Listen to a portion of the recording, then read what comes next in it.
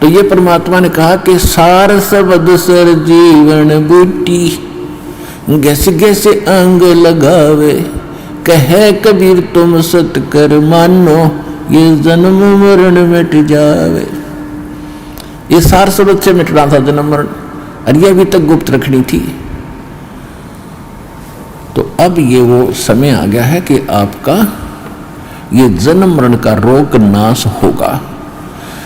तो हमारा उद्देश्य यहाँ पर जो मूल सौदा हम बेचते हैं, हम जो देते हैं आपको, जो सौदा करते हैं आपसे कुछ नहीं लेते, आपसे केवल समर्पण होना ही हम मांगते हैं कि परमात्मा पर समर्पित हो जाओ और इस भक्ति करो। ये भगवान जो मंत्र आपको दिए गए सारे।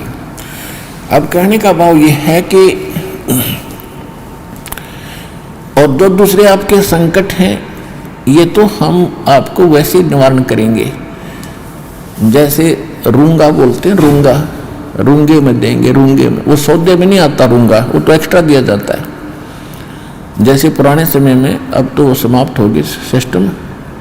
पहले गांव में इतनी दुकानें नहीं होती थी, बाहर के फेरी लगाने वाले आते थे, कोई टिंडे बेचा करता, कोई घिया, कोई तोरी, कोई आम या कोई बेर बेचने वाले आते थे। तो हमारी दादी जी एक बेला भर के, कटोरा भर के गेहूँ का या चनों का जो भी उपलब्ध होती थी, कणक, किसान घर में जन्म था हमारा, और वो ले जाती थी, पूछती थी भाई कैसे देता है ये, जैसे टिंडे कैसे देता है सब्जी के लिए। तो कहता था ताई गेहूँ के 2 बार देता हूँ, एक प्लेट में गेहूँ डाल दिए और 2 बार उसके इक्विवेलेंट उसके बराबर टिंडे तोल कर डाल दिए, सौदा हो गया, बराबर हो गया जो सौदा था। फिर हमारी दादी जी कहा करती रूंगा और दे भाई, और एक टिंडा उठा कर और दे देता। तो वह कहती ना और दे, वो एक और दो और दे देता। यानी वो था रूंगा, वो सौदे में नहीं था, एक्स्ट्रा लाभ लिया हो। तो यहाँ जो आपके संकट, दुख, रोग किसी भी प्रकार के हैं, तो ये सौदे में नहीं हमारे में, ये तो रूंगे में देंगे आपको, ले ये भी ले ले, ये भी ले।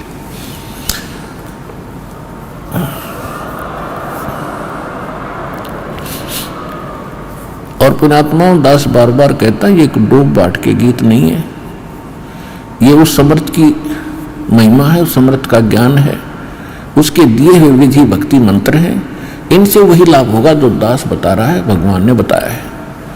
अब जैसे जब तक हम सुखी हैं तब तक हम कोई भी भक्ति कर रहे हैं, किसी भी देव की, किसी इष्ट की, या ना कर रहे हैं, तो आपके वही प्रारब्ध के, किस्मत के कर्म ही आपको प्राप्त हो रहे हैं। जैसे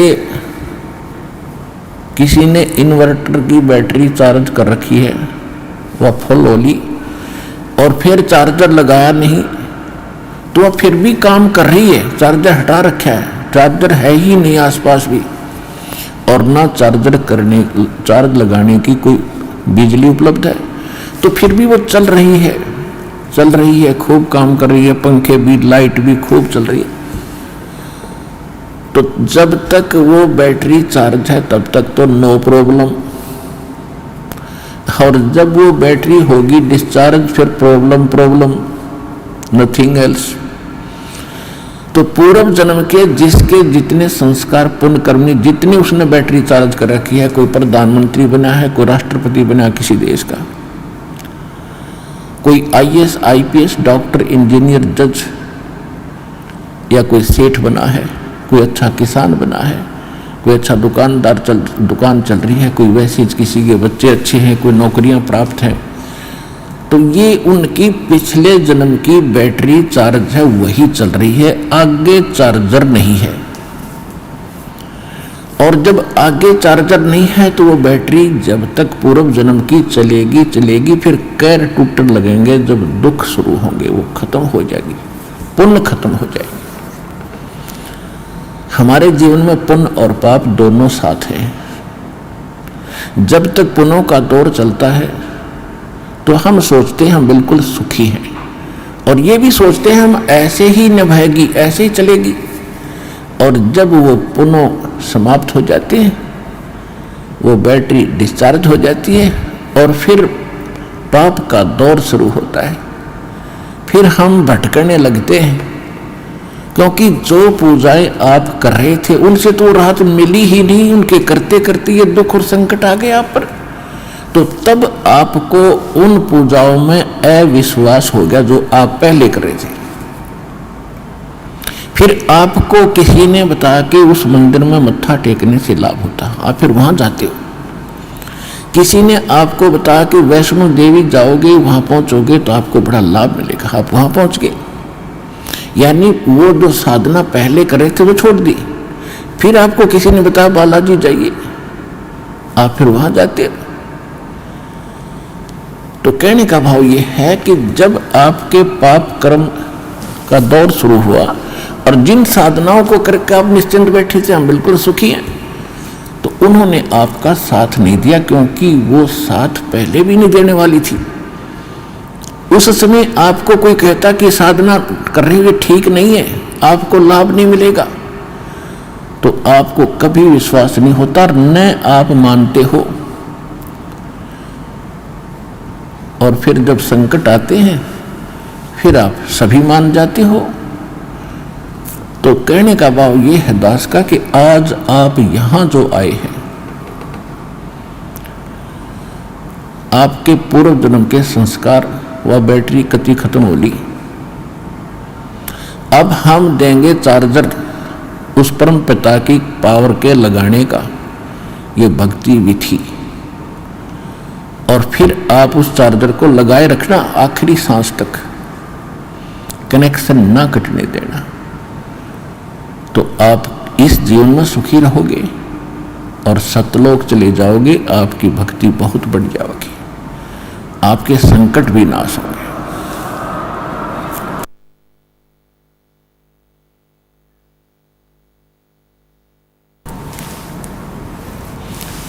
तो आप यहां आए हो जो इस ज्ञान को समझ जाएंगे।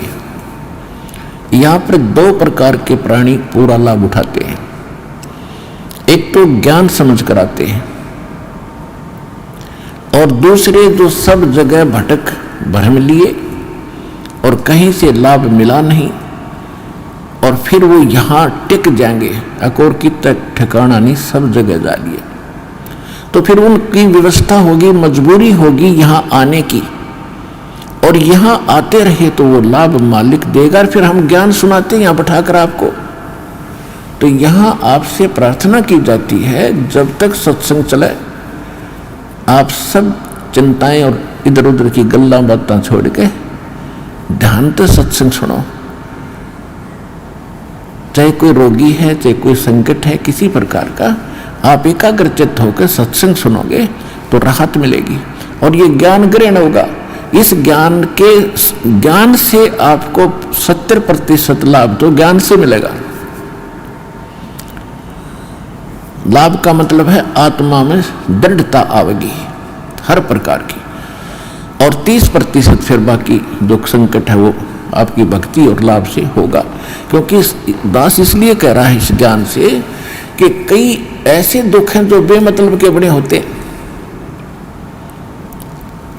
अब कबीर साहब कहते हैं, कबीर मैं तो जब डरूं ये मेरे ही संग हो, भाई मौत बुढ़ापा आपदा ये सब काहू को हो।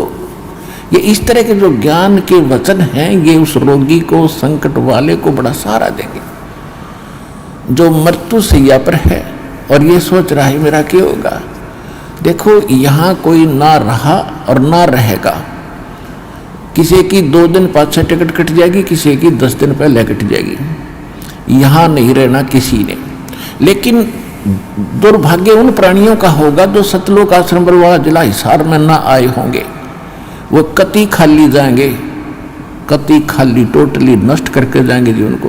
और जो यहाँ आ गया, नाम भी ले लिया, प्रथम नाम लेकर भी उसका जीवन अंत हो गया, वो भगवान का हो गया, वो परमात्मा के जुड़ गई आत्मा, उसमें बीज पड़ गया भक्ति का।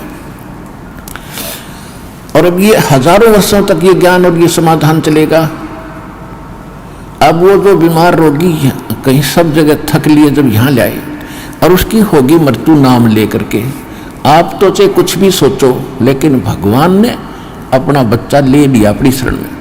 मृत्यु बेशक होगी, वो अगले 10 महीने मालेगा, 10वें महीने यहाँ भगवान के दरबार में नया शरीर होगा, नई शरीर भक्ति करेगा। परमात्मा ने तो अपनी आत्मा देखनी, हम अपना स्वार्थ देखते हैं। और 10 दिन, 2-4 महीने और भुगता तो हम ही कह देते भगवान इसने ठा ले, हे भगवान ठा ले। हम भी तंग हो जाते, पैसा भी समाप्त हो जाता। तो कहने का भाव ये है कि आप इस ज्ञान को सुनो, समझो, अपनी सोच धारणा कति खत्म कर दो। जो ज्ञान दास बताता है ये गॉड विधान है, गॉड का, परमात्मा का दिया हुआ विधान है, और ये अटल है, ये सत्य है, इसमें ऐसा ही होगा। और जो सच्चे दिल से आते हैं उनको, उनका रोग भी ठीक होगा और मोक्ष भी, भक्ति मिलेगी। इसी जीवन में मोक्ष भी हो जाएगा जो दृढ़ रहे तो। फिर दूसरी बात है,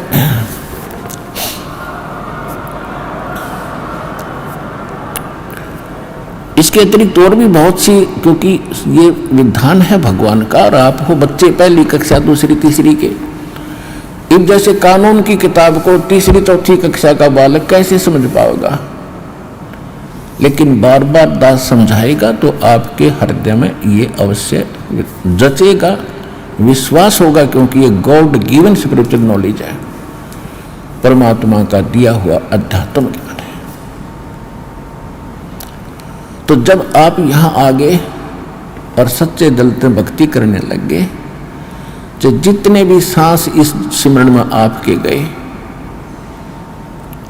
और वो आपके गुड अकाउंट में है, और बाकी का जो समय आपने चाहे राष्ट्रपति बनकर व्यतीत कर दिया वो व्यर्थ बताया है।